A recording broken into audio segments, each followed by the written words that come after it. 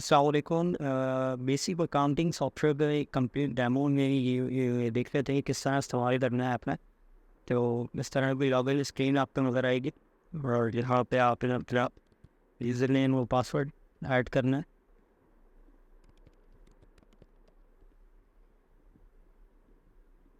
जैसे ही आप लॉगिन कर लेंगे तो यहाँ ये एक कंप्लीट डैशबोर्ड आपको नज़र आएगा और ये सारे साइट पे आपको जितने भी इसमें फीचर फंक्शन हैं वो सारे यहाँ पर नज़र आएंगे। अच्छा, इसमें एक बार ओवरव्यू कर लेते हैं कि इसमें क्या क्या चीज़ें हैं। कैश वाउचर्स में आपकी कैश रिसीव पेमेंट्स और रिपोर्ट्स, इसी तरह बैंक की आपकी जो भी पेमेंट्स होंगी वो सारी बैंक वाउचर्स में हैंडल होगी। इसके बाद आपकी परचेजेस आ जाती हैं, सेल्स आ जाती हैं। आइटम्स में कैटेगरीज़ हैं, आइटम्स हैं और आइटम की लिस्ट है आपकी पूरी। उसके बाद अकाउंट्स हैं, अकाउंट्स के बाद रिपोर्ट्स, ये कुछ बेसिक रिपोर्ट्स हैं सारी। इसको इस्तेमाल करके देखते हैं कि किस तरह आपने अपना अकाउंट मैनेज करना है, किस तरह आप अपने स्टॉक्स मैनेज करेंगे और कस्टमर्स के लेजर्स, उनके ट्रायल बैलेंसेस, ये सारी चीज़ें किस तरह हैंडल करेंगे। तो एक एक करके चीज़ों को देख लेते हैं। तो सबसे पहले आप यहाँ पे अपने अकाउंट क्रिएट कर लेंगे। जितने भी आपके क्लाइंट्स के, कस्टमर्स के, सप्लायर्स के और एक्सपेंसेस के, बैंक्स के जितने भी अकाउंट्स होंगे वो सारे आप यहाँ पे ऐड कर लेंगे। तो अकाउंट ऐड करने के लिए आप जस्ट यहाँ पे अकाउंट्स के सेक्शन में आएंगे, ऐड अकाउंट करेंगे। ये एक बेसिक सा फॉर्म आपके सामने आ जाएगा। इसमें कुछ बेसिक इंफॉर्मेशन आपने देनी है अपनी कस्टमर की या सप्लायर की, जिसका भी अकाउंट क्रिएट कर रहे हैं।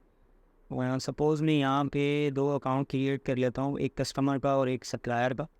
तो मैं यहाँ पे जो भी आपका सप्लायर है उसका नेम दे सकते हैं।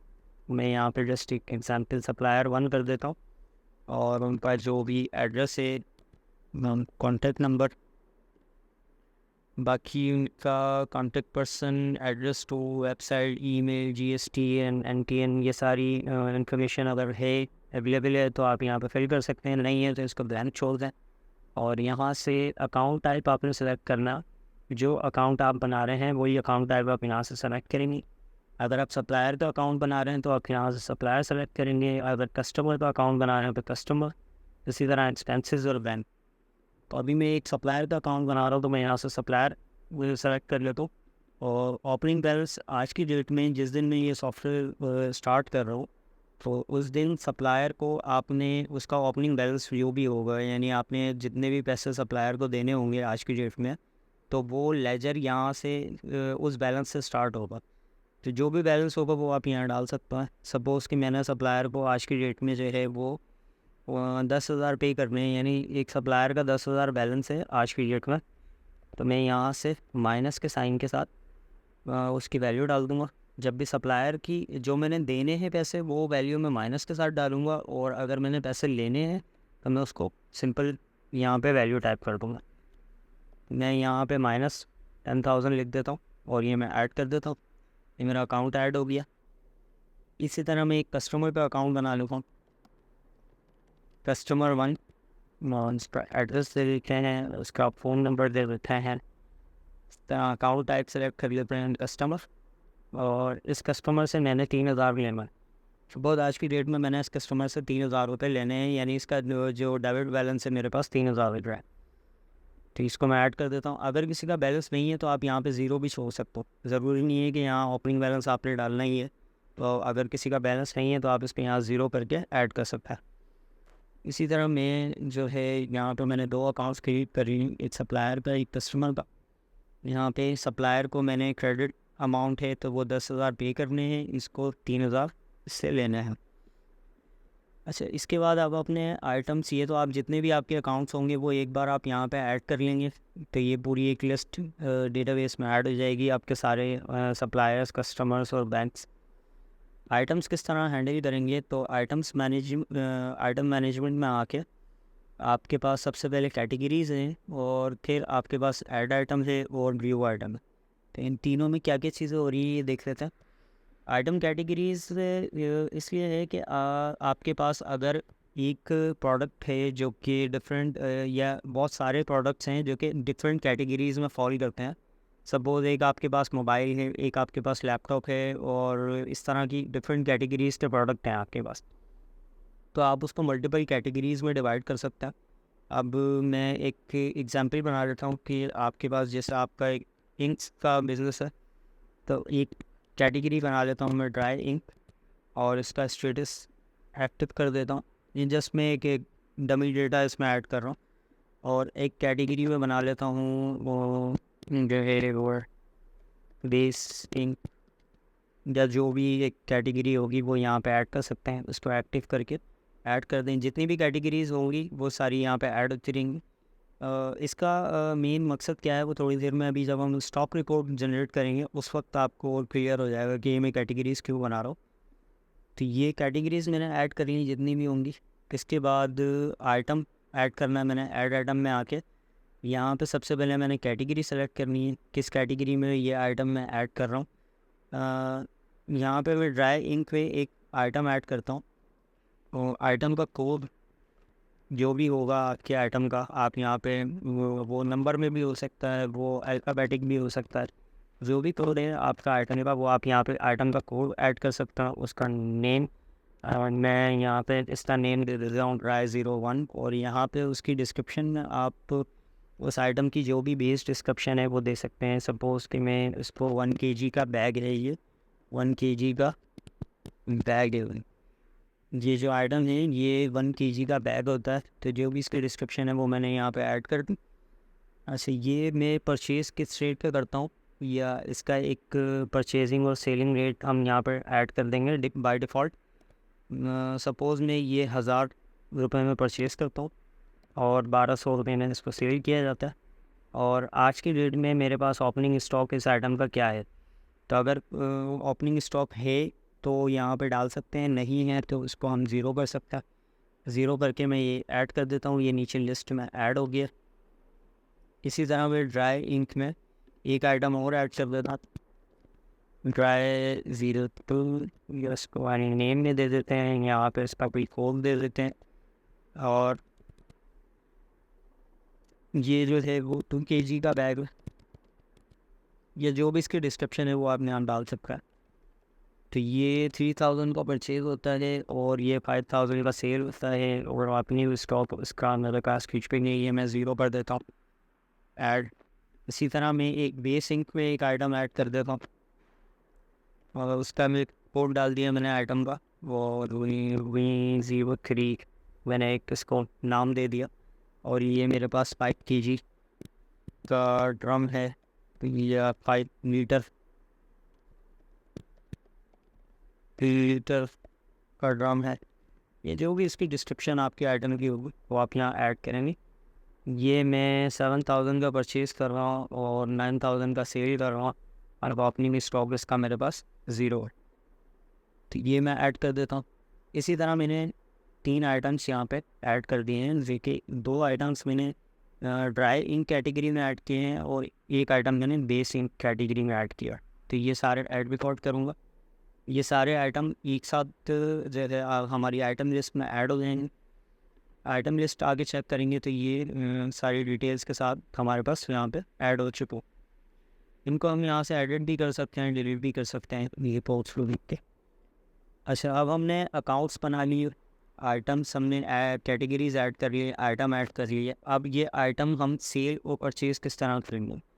तो सबसे पहले मैं आइटम, जो ये आइटम है ड्राई 1 आइटम या ड्राई 2 आइटम, इसकी एक परचेज़ बना लेता हूँ। ये नहीं, मैं अपने सप्लायर से ये आइटम परचेज़ कर लेता हूँ। अब मैं परचेज़ करने के लिए परचेज़ में जाएंगे, न्यू इनवॉइस क्रिएट करेंगे।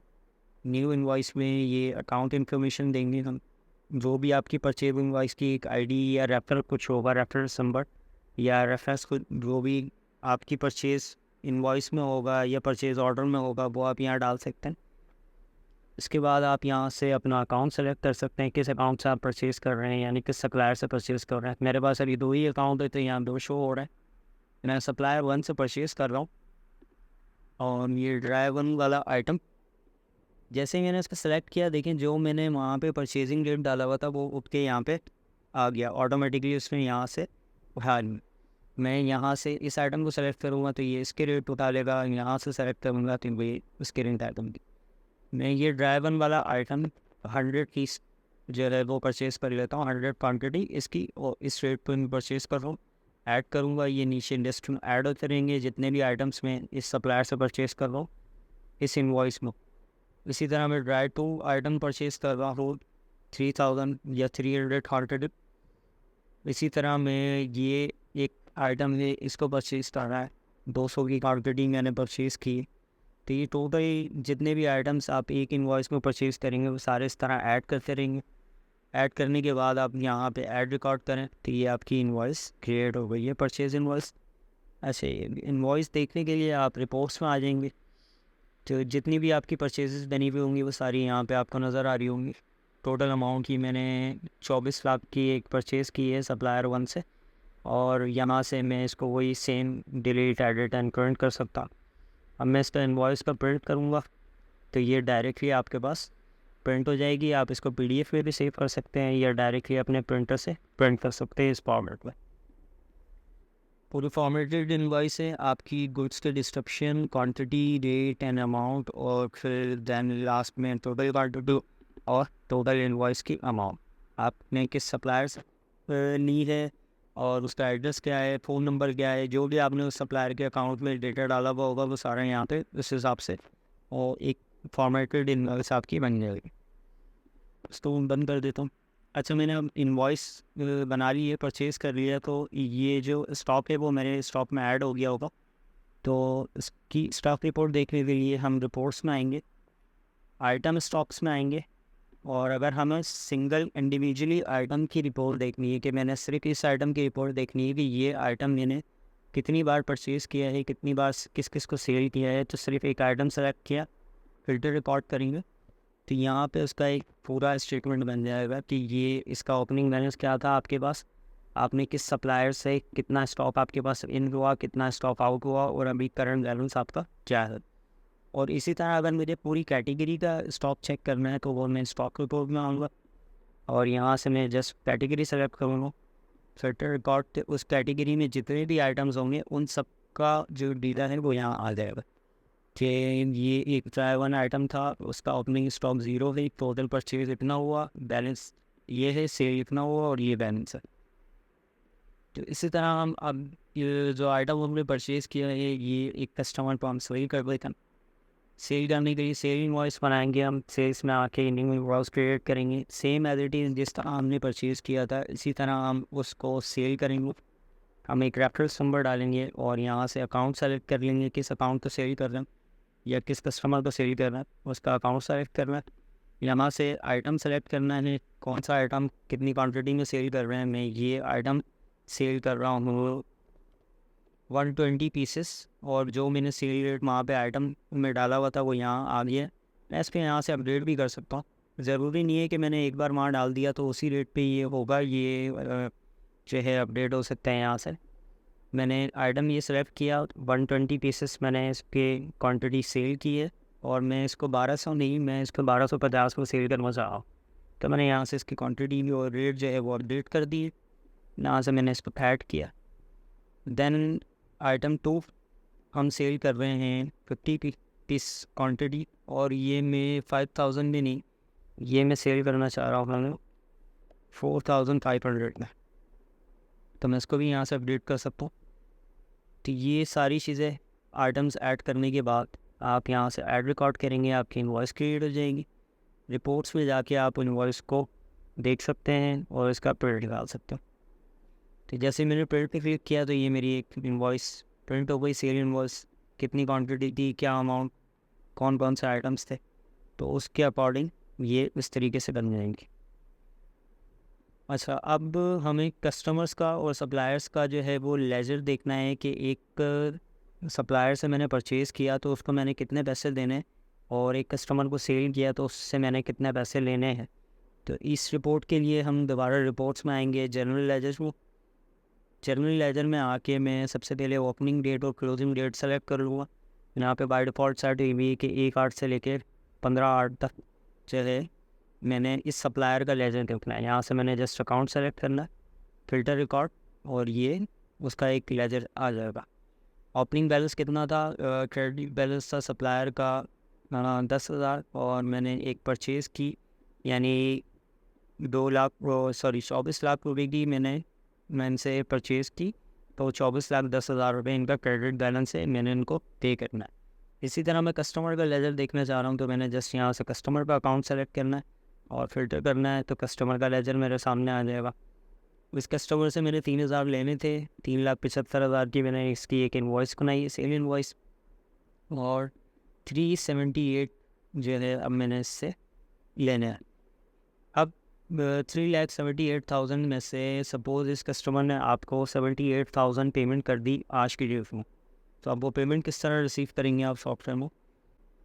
अच्छा, कस्टमर ने अगर आपको कैश दिया है तो वो आप कैश वाउचर में क्रिएट करेंगे, और अगर बैंक के थ्रू पेमेंट किए तो वो बैंक वाउचर क्रिएट करेंगे। तो अब अगर 78,000 कस्टमर ने आपको इन फॉर्म ऑफ कैश दिए हैं तो हम किस तरह रिसीव करेंगे? कैश वाउचर में आएंगे, कैश रिसीव, और यहाँ पे रेफरेंस डाल देंगे उस रिसीव का। यहाँ से हमने अकाउंट सेलेक्ट करना है, किस अकाउंट से हमारे पास रिसीव हुआ है, और यहाँ नरेशन में हम उसकी पेमेंट की डिस्क्रिप्शन डाल सकते हैं कि receive cash receive from Ejaz साहब,